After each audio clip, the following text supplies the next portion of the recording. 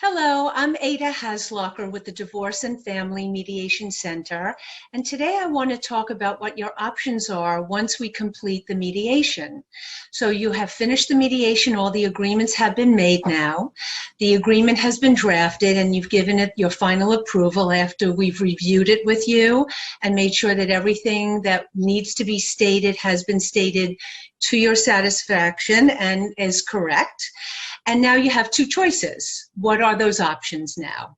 So behind door number one, you can come in and sign and have notarized your agreements, and I'll have you sign several of them for a variety of reasons, but not the least of which, you each want to walk away with one fully executed and notarized agreement. And you can live under that agreement now and not file for the divorce right away. You can live under it for an indefinite period of time. The settlement agreement, which can also be called a separation agreement or a stipulation of settlement, is actually a contract. And it is a legal binding contract once you sign and notarize it. And like every other contract, there's no expiration date on it.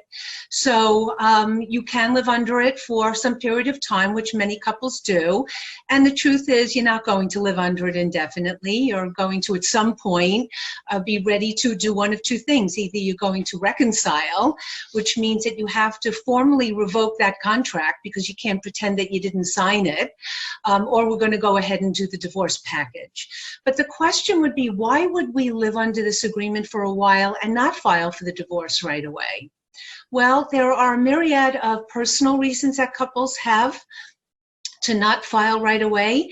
They do want to know that once they sign and notarize it, that all the obligations that they have and no longer have to each other are spelled out in the four corners of that agreement. And they just want to sit with it for a while before they decide to make a final decision about filing for the divorce. But the two main financial reasons that some couples will live under the agreement have to do with health insurance and tax filing status. So let's start with tax filing status first.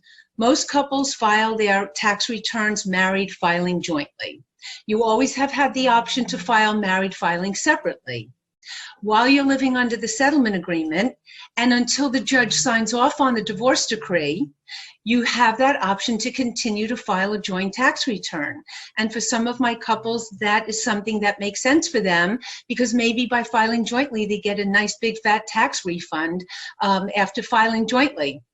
So I usually have my couples have their accountant run the numbers both ways, filing jointly versus married filing separately, to see which yields the better result for both of them.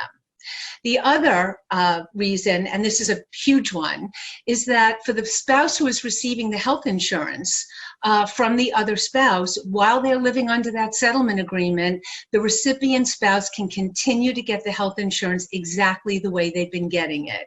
Once the judgment of divorce is signed by the judge, they can get the health insurance for 36 more months under COBRA, but that can be expensive, or get their own health insurance. So sometimes living under that agreement for a while so that the recipient spouse doesn't have to worry for a while about getting coverage in some other way is optimum.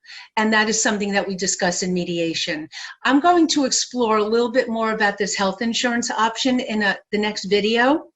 And I'm also going to discuss in the next video what happens if they don't want to live under the separation agreement for a while and you want to file for the divorce right away. Ada Hasloecher, Divorce and Family Mediation Center. My phone number is 631-585-5210, and I look forward to hearing from you. Thank you.